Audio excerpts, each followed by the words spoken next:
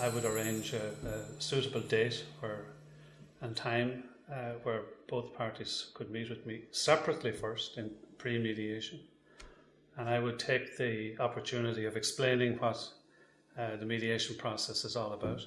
That people are free to leave and to terminate the engagement with the process at any time they wish. That reassures people. Choice of venue is important, so usually a neutral venue, agreeable to both parties. And then we would proceed to invite each party to give an account of the impact of the conflict on themselves in an uninterrupted period of time. So they would have agreed in advance not to interrupt and to listen. That's a very, very important part of the process. So when each party has spoken for as long as they want and outlined their position, then there would be what's called the exchange, and maybe I would intervene then to ask some questions of each party to clarify issues that may have come up. And I would also invite them to question one another about issues that they may wish to address. And all the time as the mediator, I'd be very conscious of maybe moving people away from very strong positions that they have taken up initially, and maybe look at a deeper level of what's going on in their thinking around interests and needs, their deeper needs.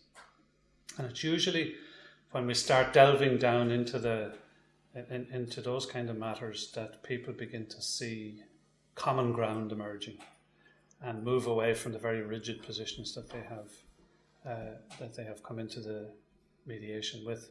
We then move into the area of generating options, if you like. So where do we go from here?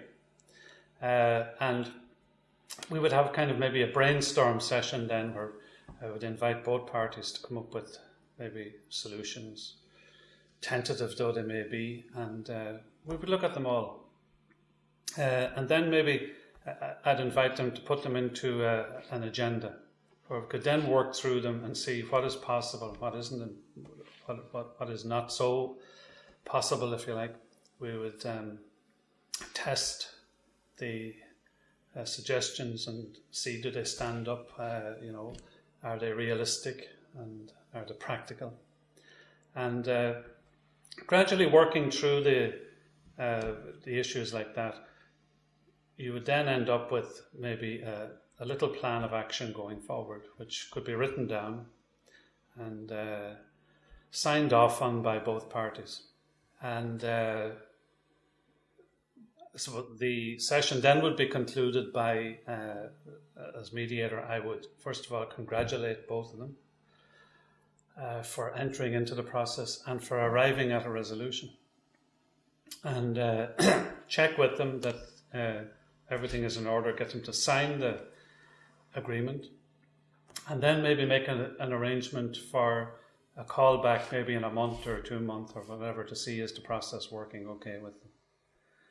And usually you have two very happy people leaving the room.